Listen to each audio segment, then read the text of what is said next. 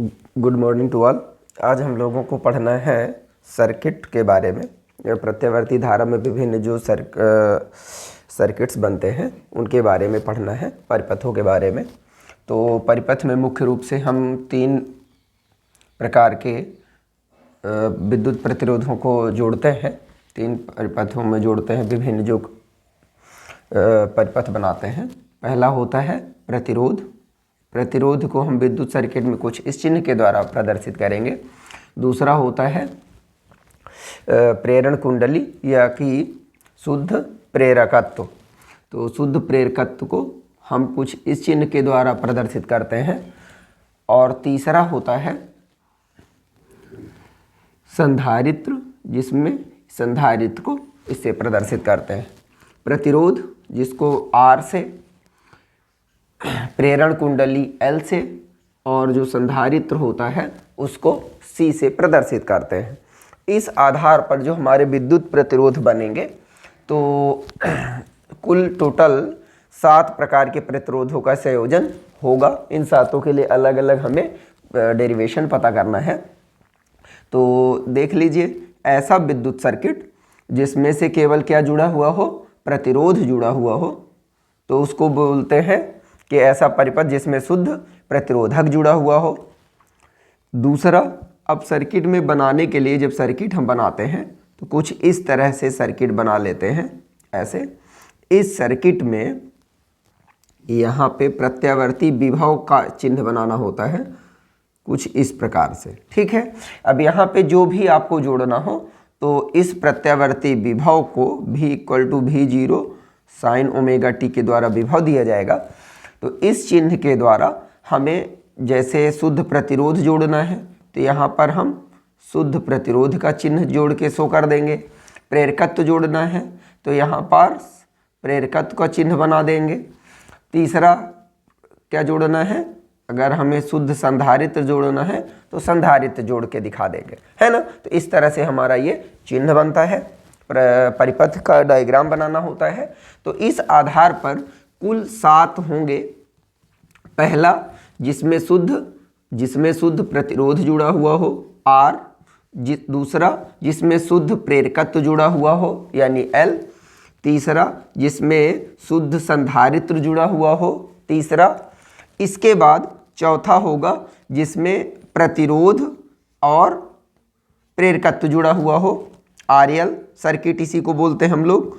अगला है जिसमें R और प्रतिरोधक और संधारित्र जुड़ा हुआ हो, मतलब RC सर्किट।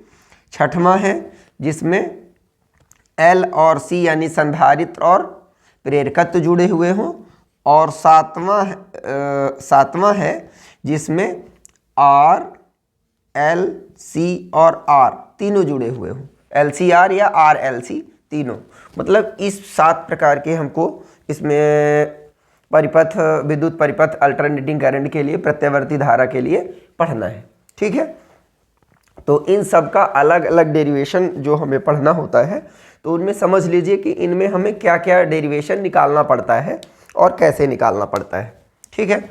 चूँकि एग्जाम में अलग अलग टाइप से प्रश्न पूछे जाते हैं, तो उनको समझ लेते हैं। तो हमारे पास सबसे पहले कोई भी सर्किट दिया जाएगा, किसी भी प्रकार का सर्किट, मोस्टली 2 या 3 वाला पूछा जाता है। शुद्ध प्रतिरोध, प्रेरकत्व, या इनका बहुत कम पूछा जाता है। ठीक है। तो उस हिसाब से देखा जाए तो डबल वाले ज़्यादा इंपॉर्टेंट हैं, पर पहले हम सिंगल वाले पढ़ते हैं। तो देख लीजिए, इसमें हमको सबसे पहले तो परिणामी विभव निकालना होता है। परिणामी विभव, जो चीज़ें सर्किट के लिए ज्ञात की जा सकती हैं उनकी लिस्ट समझा रहे हैं ना। दूसरा, परिणामी विभव के बाद विद्युत धारा हमें निकालनी होती है। विद्युत धारा के बाद हमें निकालना होता है इसका प्रतिरोध, प्रतिघात और प्रतिबाधा। ठीक है। ये 3 चीज़ें होती हैं, प्रतिरोध, प्रतिघात और प्रतिबाधा। इनमें अभी अंतर भी बता दे रहे हैं इसके जस्ट बाद। इसके बाद हमें निकालना होता है कलांतर, इसके बाद हमें निकालना होता है धारा का अधिकतम मान। तो धारा का अधिकतम मान हम साथ में ही निकाल दिया करते हैं, धारा का मान और धारा का अधिकतम मान। ठीक है, ये हो गया। कलांतर, कलांतर के बाद हम लोगों को निकालना होता है फेजर आरेख। फेजर आरेख, फेजर आरेख के साथ इसमें निकालना होता है अनुनादी आवृत्ति। अनुनादी आवृत्ति, मोस्टली इतनी चीजें हमको निकालना होता है। ठीक है, तो इन चीजों को, इनमें से कोई 2 या 3, सारे एक साथ नहीं पूछे जाते हैं। जैसे किसी भी विद्युत परिपथ के लिए ये 6 हैं, इन 6 में से कोई 3 या कोई 4 डायग्राम, हमको 4 टॉपिक्स पूछे जाते हैं किसी भी धारा से संबंधित। ठीक है, तो इनके लिए हम डेरिवेशन पता करेंगे। अब ये जो अनुनादी आवृत्ति होता है वो केवल ऐसे सर्किट के लिए पूछा जाएगा जिसमें L और C हो, मतलब LC सर्किट में रहेगा और LCR सर्किट में रहेगा। इसके अलावा अनुनादी आवृत्ति अन्य किसी के लिए पूछी नहीं जाती है, मतलब चूंकि अनुनादी आवृत्ति का अस्तित्व केवल इन 2 सर्किट्स के लिए रहेगा। ठीक है, तो ये जो शुरुआत के 5 है तो ये मोस्टली सभी में रहते हैं। इन 5 में से कोई 3 या 4 अपने डेरिवेशन अपने को समझना है। ठीक है, चलिए तो शुरू करते हैं सर्किट्स में।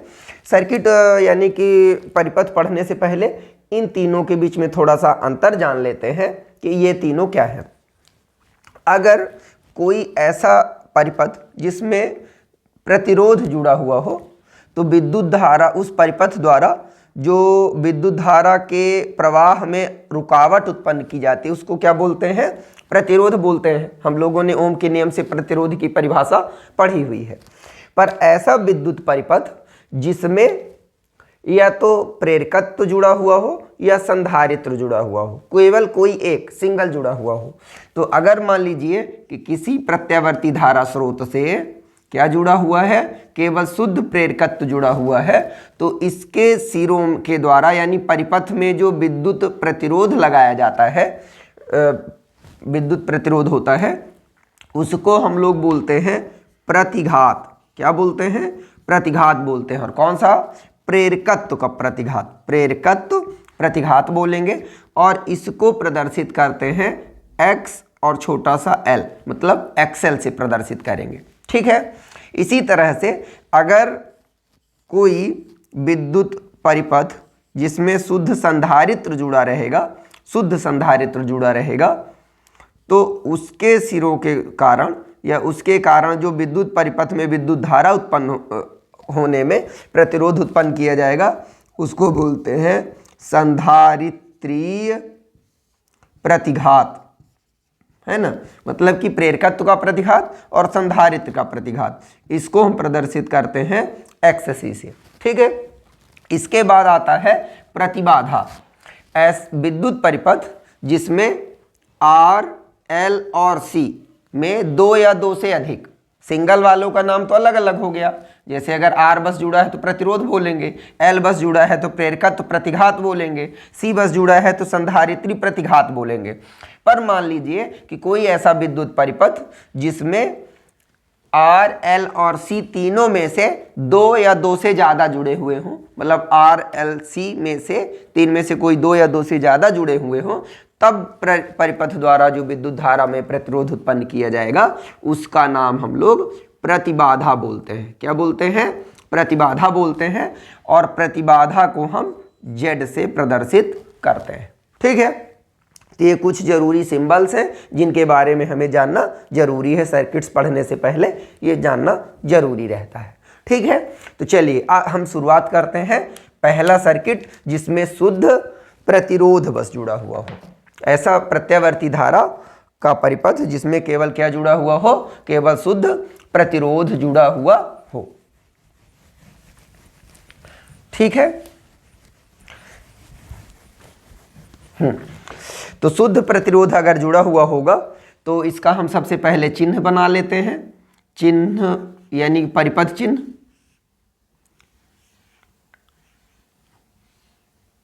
कुछ ऐसा, ये हो गया आपका R, अब परिपथ में जब हम प्रत्यावर्ती धारा स्रोत से विभवांतर लगाएंगे V equal to V0 sine omega t, तो निश्चित रूप से इसमें विद्युत धारा प्रवाहित होना शुरू हो जाएगी।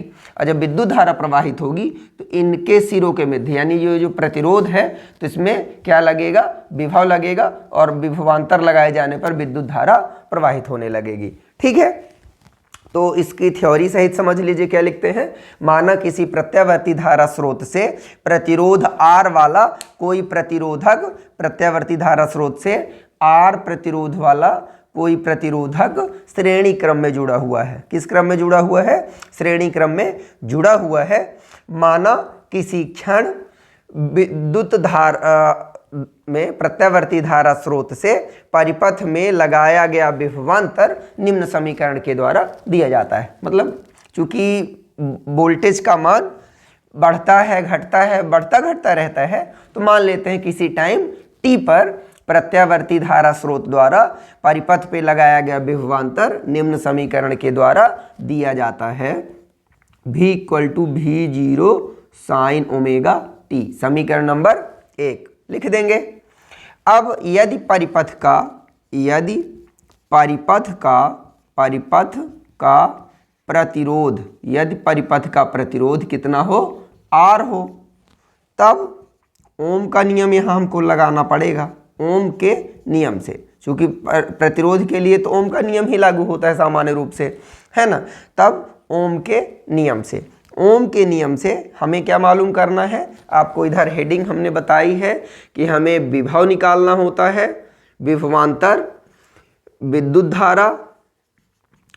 धारा के बाद कलांतर, है ना। कलांतर के साथ धारा का अधिकतम मान, फेजर आरेख, यही चीज़ें निकालनी होती हैं। तो ये तो विभव V equal to V0 sine omega t द्वारा दे दिया गया। परिपथ का प्रतिरोध R हो, तब हमें क्या निकालना है? विद्युत धारा का मान निकालना है। जब विद्युत धारा आ जाएगी तो प्रतिरोध या कि प्रतिबाधा होगी, उसको निकालना पड़ेगा। फिर कलांतर निकालेंगे, फेजर आरेख बनाएंगे, है ना, इतनी चीज़ें। तो तब ओम के नियम से V इक्वल टू कितना होता है? IR होता है। तो I इक्वल टू कितना हो जाएगा? V अपॉन R हो जाएगा ऐसा। तो समीकरण 1 से V का मान रखने पर, जब मान रख देंगे तो I इक्वल टू आ जाएगा, V के स्थान पर क्या रख देंगे? V0 sine omega T upon R। तो I इक्वल टू इनमें से जो नियत है V0 upon R sign omega T. ठीक है, अब ये एक कांस्टेंट वैल्यू है, तो इसको हम क्या मान लेते हैं? V0 अपॉन I0 को I इक्वल टू I0। चूँकि जब अधिकतम विभवांतर लगाएंगे उस स्थिति में धारा का अधिकतम मान हमें प्राप्त होने लगेगा। तो I0 से प्रदर्शित करते हैं धारा के अधिकतम मान को, है ना। तो I0 या I0, तो I0 साइन ओमेगा टी। ठीक है, ये हो गया आपका समीकरण नंबर 2, जहां I0 इक्वल टू क्या है? I0 equal to V0 upon R, जिसे क्या कहेंगे? धारा का अधिकतम मान कहते हैं। ठीक है, जहां I0 equal to V0 upon R, जिसे धारा का अधिकतम मान कहते हैं। ठीक है, ये हमारे द्वारा लिख दिया गया। इसके बाद अब हमें समीकरण 2 मिला और समीकरण 1 मिला। इसके बाद हमें क्या निकालना है? प्रतिरोध निकालना है। क्या निकालना है? प्रतिरोध। तो ये हो गया समीकरण 2, ये होता है समीकरण 3, और ये वाला जो समीकरण है इसको दे दिए समीकरण नंबर 3। तो समीकरण 3 से R इक्वल टू कितना हो जाएगा? V0 upon I0। V0 equal to कितना हो जाएगा? V0 अपॉन I0 या V0 अपॉन I0। तो ये क्या प्रदर्शित करेगा? विद्युत धारा का प्रतिरोध उत्पन्न करेगा। अतः विद्युत धारा का जो प्रतिरोध होता है वह, उसका व्यवहार कैसा रहता है? जैसे दिष्ट विद्युत धारा में प्रतिरोध काम करता है, ठीक उसी प्रकार से प्रत्यावर्ती धारा स्रोत में भी प्रतिरोध का अनुपात उसी हिसाब से होता है।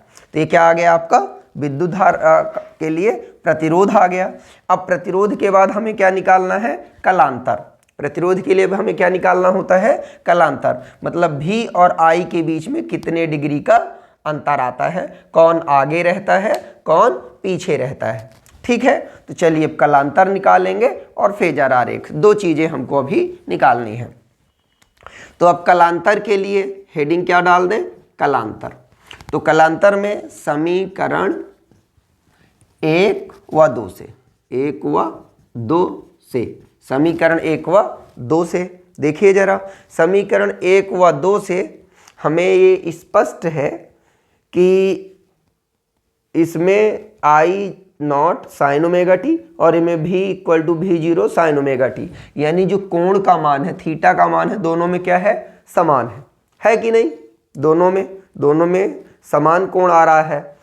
तो समीकरण 1 व 2 से स्पष्ट है, समीकरण 1 व 2 से स्पष्ट है कि जो विद्युत धारा और विभव समान कला में होते हैं। अब इसके लिए हम क्या लिख देते हैं, समीकरण 1 व 2 से स्पष्ट है कि एसी परिपथ में शुद्ध प्रतिरोधक के लिए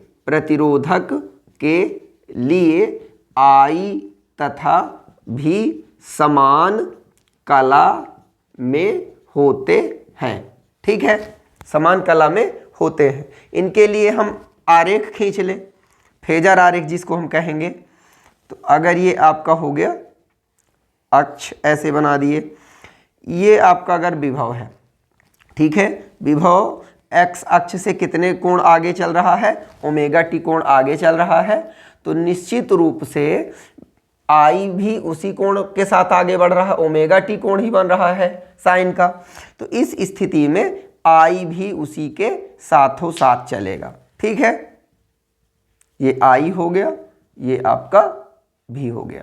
ठीक है, तो ये इसका क्या बन गया, आपका बन गया आपका ये फेजर आरेख। तो कहना चाहिए कि जो कलांतर होता है, तो कलांतर दोनों के बीच V और I के बीच कितना होता है, दोनों समान कला में होते हैं। कब की कंडीशन में, R की कंडीशन में दोनों समान कला में होते हैं और उनका फेजर आरेख कुछ इस तरह से प्रदर्शित किया जाता है। ठीक है, तो ये आपका एक सर्किट कंप्लीट हो जाता है जिसमें शुद्ध प्रतिरोध जुड़ा हुआ है। तो इसमें सारी चीज़ें इतना हम लिख सकते हैं। ठीक है, आ जाएगा। अब इसमें अगर आप चाहें तो इसका आरेख, यानी कि ये तो फेजर आरेख हो गया, एक और हम तरंग आरेख जो है वो खींच सकते हैं, और वो कुछ इस तरह से खींचता है। जैसे मान लीजिए कि इसका कहने का मतलब कि चूंकि दोनों समान कला में है, कौन कौन, विभवांतर और विद्युत धारा, तो इसका कहने का मतलब ये है कि जब जब आपका विभव अधिकतम होगा, जब विभव अधिकतम होता है उसी स्थिति में विद्युत धारा का मान भी अधिकतम होता है। ठीक है, ये डॉट डॉट लाइन से, और जब विभव का मान शून्य होता है उसी स्थिति में प्रत्यावर्ती धारा का भी मान शून्य होता है। जैसे यहाँ पे अधिकतम मान, तो विभव का अधिकतम मान, तो यहाँ पे धारा का अधिकतम मान। तो ये हो जाएगा आपका AC विभव यानी AC वोल्टेज, और ये हो जाएगा AC विद्युत धारा, AC विद्युत धारा। ठीक है, कुछ इस तरह से हम इसमें से ये चित्र बना सकते हैं। इसको और आगे बढ़ा दें, और क्या, कुछ ऐसा है ना। तो विभव हमेशा विभव का मान ज़्यादा रहेगा, विभव का आयाम ज़्यादा रहेगा, प्रत्यावर्ती धारा का आयाम थोड़ा सा कम रहेगा। ठीक है, तो इतनी चीज़ें हम इसमें लिख सकते हैं। ठीक, एक सर्किट हमारा कंप्लीट हो जाता है। इसके बाद अब हम दूसरे सर्किट की बात करते हैं।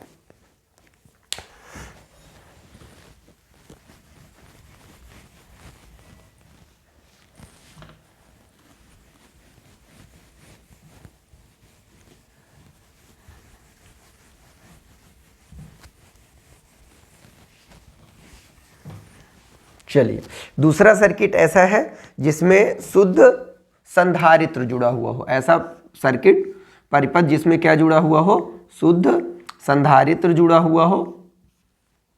तो लिखेंगे, माना एक प्रत्यावर्ती धारा, एक ऐसा विद्युत परिपथ जिसमें क्या जुड़ा हुआ हो, शुद्ध संधारित्र जुड़ा हुआ हो। ठीक है, ये तो माना कोई एक शुद्ध संधारित्र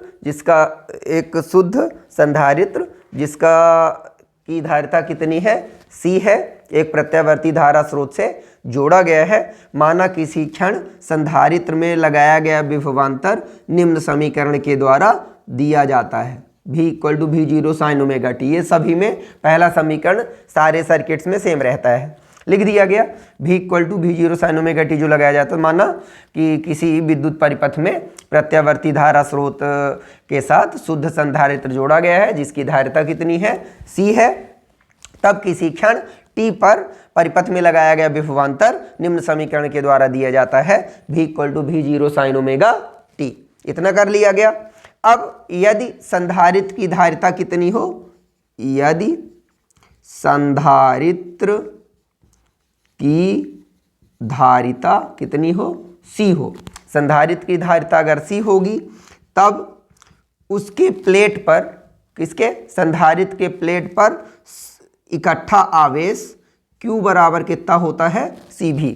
ये हम लोग संधारित्र वाले चैप्टर में पढ़े हैं ना, क्योंकि संधारित्र में Q प्रोपोर्शनल टू V होता है, तो Q = कितना हो जाता है, CV। ये नियम हम लोग संधारित्र में पढ़ चुके हैं। तो इसी नियम से हम Q की वैल्यू हमको कितनी मिली, CV मिली। हमारा मेन उद्देश्य होता है विद्युत धारा निकालना, तो Q की वैल्यू यहाँ हमको इस समीकरण से Q = CV मिलेगी। और जब Q मिल जाएगा तो I = होता है आवेश प्रवाह की दर, तो I = dQ/dt होगा।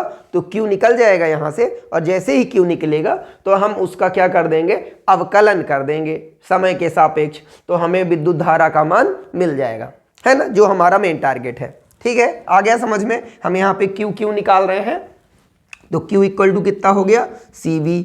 तो समीकरण 1 से V का मान रखने पर, अब जब V का मान रखेंगे तो Q = हो जाएगा C V0 sin ωt। आ गया इतना।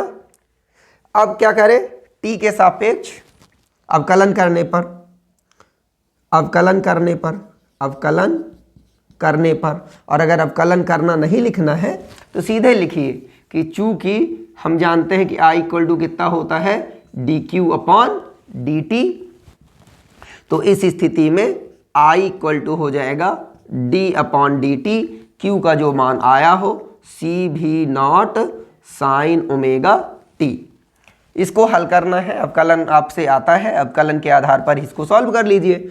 तो ये कांस्टेंट CV0 बाहर आ गया, यहाँ पे बचेगा d/dt sin ωt, इतना है। तो यह आ जाएगा CV0 sin ωt का करना है। तो आपको अवकलन के लिए एक शॉर्ट ट्रिक बताई थी, जिसको अवकलन थोड़ा सा कम समझ में आता है, स्पेशली बायो स्ट्रीम के स्टूडेंट्स को। तो बताया था कि अवकलन करते समय जो भी चर के अलावा रहता है उसका गुणा किया जाता है, और समाकलन के समय भाग कर दिया जाता है बिना किसी कंफ्यूजन के। तो ओमेगा इसमें क्या माना जाएगा, कांस्टेंट माना जाएगा, चर नहीं है। तो ओमेगा का क्या कर दें, हम गुणा कर दें। ठीक है, यहाँ पर जो साइन ओमेगा टी है, तो साइन ओमेगा टी का क्या आ जाएगा, कॉस ओमेगा टी। ठीक है, CV0 omega cos omega t. आ गया इतना सबको समझ में भी आ गया होगा। इसको कुछ व्यवस्थित करके हम omega C V0 cos omega T रख सकते हैं। ये काहे की वैल्यू आ गई, आई की। अब यहाँ पर इतना कांस्टेंट है, तो इसको हम लिख सकते हैं I = I0 cos omega T. जहाँ हमने I किसको मान लिया है, जहाँ I0 = ओमेगा C V0 को क्या बोलेंगे हम, समीकरण नंबर 3। इतना, इसी को क्या बोलते हैं, I0 = धारा का अधिकतम मान। इसी को क्या बोलते हैं, अधिकतम मान कहते हैं। ठीक है, ये समीकरण 3 हो गया। अथवा हम इसमें एक चीज़ और कर सकते हैं, चूंकि कलांतर के लिए हमें समीकरण निकालना पड़ेगा तो इसको ऐसा कर लें तो ज़्यादा सही रहेगा, फिर कन्फ्यूजन आ जाएगा। चूंकि देखिए आई का इक्वेशन आपका कॉस में आ रहा है और भी का साइन में है, कंपेयरिंग करने में थोड़ी सी दिक्कत होती है, चूंकि हमें कलांतर वगैरह निकालना पड़ेगा ना, तो इसको भी काहे में बदल लें, कॉस में बदल लें। तो आई इक्वल टू आ जाएगा आई नॉट, कॉस है तो sine 90 plus theta, sine 90 plus theta equal to cos theta हो जाएगा। तो pi upon 2 plus omega t कर देंगे तो कॉस में बदल जाएगा। समीकरण नंबर हो गया आपका 2, ठीक है, समीकरण नंबर 2, ठीक। इसके बाद आई जीरो इक्वल टू हमने क्या मान लिया है, ओमेगा सी वी नॉट, ये हमने मान लिया है, ठीक है। जहां आई नॉट को, आई नॉट क्या कहा जाता है, धारा का अधिकतम मान कहलाता है, अधिकतम मान कहलाता है, ठीक है। इस तरह से हमने ये क्या निकाल लिया, आई निकाल लिया। अब इसके बाद हमको निकालना होता है समीकरण नंबर 3। इसके बाद अब हम क्या निकाल लें, कलांतर। कलांतर से पहले अगर चाहें तो हम प्रतिघात निकाल लें, प्रतिघात। समीकरण 3 से, समीकरण 3 से हमने देखा कि आई जीरो इक्वल टू कितना है, ओमेगा सी वी नॉट। तो यहाँ V not upon I not equal to हो जाएगा 1 अपॉन ओमेगा सी, हो जाएगा। इसको देख पा रहे होंगे आप लोग कि I not equal to omega C V not. तो इस तरह से ओम के नियम से, ओम के नियम से आर इक्वल टू कितना होता है, वी अपॉन आई की तुलना करने पर, की तुलना करने पर। तो यहाँ भी अपॉन आई ही ना है, भी अपॉन आई, तो निश्चित रूप से इसको क्या होना चाहिए, आर के बराबर होना चाहिए। किसके बराबर होना चाहिए, आर के बराबर, मतलब प्रतिरोध के बराबर। तो ये इस सर्किट का सी सर्किट के लिए क्या प्रदर्शित करेगा, प्रतिरोध प्रदर्शित करेगा। क्या प्रदर्शित करेगा, प्रतिरोध। इसलिए 1 अपॉन ओमेगा सी, इसलिए 1 अपॉन ओमेगा सी परिपथ का, परिपथ का प्रतिरोध, प्रतिरोध प्रदर्शित करेगा, प्रदर्शित करेगा, जिसे हम क्या कहते हैं, जिसे परिपथ का संधारित्री, संधारित्र जुड़ा हुआ है ना, तो संधारित्रीय प्रतिघात कहते हैं, कहते हैं। और इसको कहाँ से, इसे एक्ससी से प्रदर्शित करते हैं। कहाँ से प्रदर्शित करते हैं, एक्ससी से प्रदर्शित करते हैं। ये चीज़ हम यहाँ पे लिख देंगे। तो इसका मतलब कि एक्ससी इक्वल टू कितना हो जाएगा, 1 अपॉन ओमेगा सी हो जाएगा। समीकरण नंबर 4 आ गया समझ में। तो इस तरह से ये प्रतिघात आ गया। एक बार फिर से देख लीजिए, ये जो धारा का अधिकतम मान है, तो वहाँ से हमने समीकरण 3 लिया, तो I not equal to omega C V not, तो V not upon I not equal to 1 upon omega C हो जाएगा। ये गुणा से भाग में आएगा और ये गुणा से इधर भाग में चला जाएगा। तो ओम के नियम से हमने कंपेयरिंग कर ली, तो चूंकि R equal to V upon I होता है, तुलना किया हमने, तो 1 अपॉन ओमेगा सी किसके बराबर आ रहा है, प्रतिरोध के स्थान पर रखा हुआ है। तो प्रतिरोध को प्रदर्शित करेगा ये, और जब प्रतिरोध को प्रदर्शित करेगा तो इस परिपथ के लिए इसका क्या नाम है, संधारित्री प्रतिघात है। तो संधारित्री प्रतिघात को प्रदर्शित करेगा। अब संधारित्री प्रतिघात को कहाँ से प्रदर्शित करते हैं, एक्ससी से, मतलब एक्ससी इक्वल टू कितना आ गया, 1 अपॉन ओमेगा सी आ गया। ठीक है, इसके बाद अब आ जाते हैं अगले टॉपिक में, कलांतर में। कलांतर, तो कलांतर देख लो भाई, समीकरण 1 व 2 से, समीकरण 1 व 2 से, समीकरण 1 व 2 से देखिए जरा, इसमें v इक्वल टू भी साइन ओमेगा टी है, और इधर समीकरण 2 में i equal to sine pi by 2 plus omega t है। तो समीकरण 1 व 2 से v व i के बीच कलांतर, हमें तो लग रहा है कि ये है π/2 plus omega t minus omega t. इसकी कला इतनी हो गई और इसकी कला इतनी हो गई, दोनों के बीच हमने माइनस किया, कलांतर कला का अंतर, तो इसकी कला इतनी, इसकी कला इतनी, ये आई की कला हो गई, ये भी की कला हो गई। दोनों को माइनस करेंगे, कितना का अंतर आ गया, π/2, है ना। समीकरण 1 व 2 से भी व आई के बीच कलांतर माइनस कर दिए तो कितना होगा, π/2 डिग्री, या फिर इस π/2 या कि 90 डिग्री होता है। ठीक, अब इस आधार पर हम इसके लिए क्या खींच सकते हैं, कला का अंतर खींच सकते हैं। तो सामान्य कलांतर इसका प्रदर्शित कर सकते हैं इस चिन्ह के द्वारा या इस चिन्ह के द्वारा। ये आपका हो गया I और ये हो गया आपका VC, यानी VC का मतलब इसके सिरों के मध्य उत्पन्न विभवांतर, तो ये VC का हो गया। दोनों के बीच कितने डिग्री का अंतर होगा, 90 डिग्री का। या फिर इसको हम कुछ इस चिन्ह के द्वारा भी प्रदर्शित कर सकते हैं।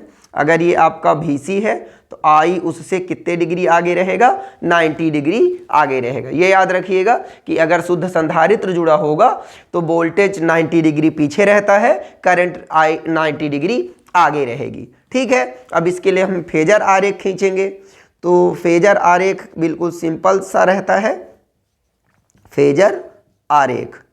तो फेजर आरेख खींचेंगे तो फेजर आरेख में कुछ इस तरह से खींचा जाता है।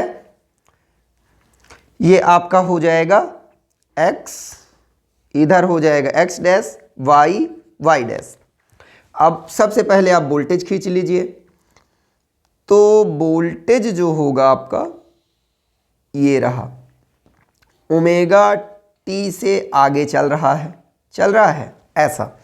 अब करंट इससे 90 डिग्री आगे ले जाना है, तो ये आपका हो जाएगा करंट I। ठीक, ऐसा कुछ। तो ये आपका फेजर आरेख खिंच गया। ये आपका वोल्टेज भी हो गया और ये ओमेगा टी एंगल से आगे है, करंट आपकी I 90 डिग्री से आगे रहेगी। तो कुछ इस तरह से हम इसका फेजर आरेख खींच लेते हैं। आ गया समझ में? ये बिल्कुल सिंपल सा है भाई। सबसे पहले हमने एक्स वाई एक्सिस ग्राफ खींच लिया, ग्राफ में भी को प्रदर्शित कर दिया। भी से करंट को I 90 डिग्री आगे रखना है, तो इस भी वाली रेखा से 90 डिग्री की एक रेखा खींच दो और उसमें I लिख दो, है ना। बन गया फेजर आरेख। आ जाएगा समझ में? यहाँ पे लिख भी दो चाहे तो π/2। ठीक है, तो इस तरह से ये आपका फेजर आरेख बन जाता है। ठीक, तो ये आपका दूसरा सर्किट कंप्लीट हो गया। केवल अपने को इतना करना होता है। आ जाएगा समझ में? चलिए ठीक है, इसके बाद कल हम पढ़ेंगे अगला सर्किट जिसमें शुद्ध प्रेरकत्व जुड़ा होगा। इसके बाद डबल वाले पढ़ेंगे। ठीक है, चलिए, धन्यवाद।